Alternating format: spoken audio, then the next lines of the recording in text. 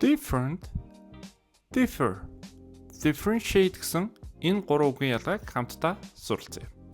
Different болвол тэмдэг нэр байгаа. За тийм учраас to be үйл үгийн араас эсвэл бол нэр үгийн өмнө байрлаж ашиглагддаг. За жишээ нь we have different opinions.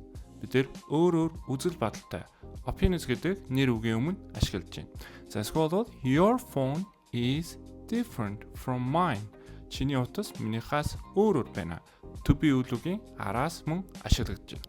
Харин differ болвол өөр байх гэсэн утгыг илэрхийлдэг үйл үг байгаа. За жишээ нь people's opinions differ. Хүмүүсийн үзэл бодлууд өөр байдаг. Үйл үгийн үргээр оролцож байна. Харин differ гэдэг үйл үгийг ашиглахдаа бид from preposition-ыг араас нь залгадаг. За жишээ нь a public transport differs from private transport in terms of cost and convenience.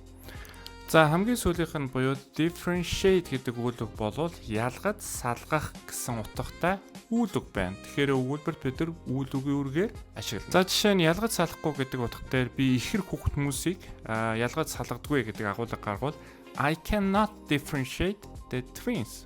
Би ялгаж салгаж чаддаггүй.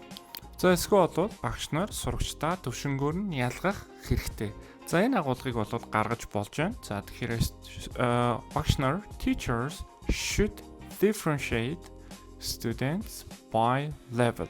За ийм байдлаар бид нар ялгах, салгах гэсэн утгаар ашигладаг. За хэрвээ та ойлгосон бол энэ өгүүлбэрийг энэ гурван үгийн different, differ, differentiate гэсэн энэ гурван үгийн аливаагаар нь ашиглаж энэ өгүүлбэр бүтээх вэ? Оруулж өгөөрэй.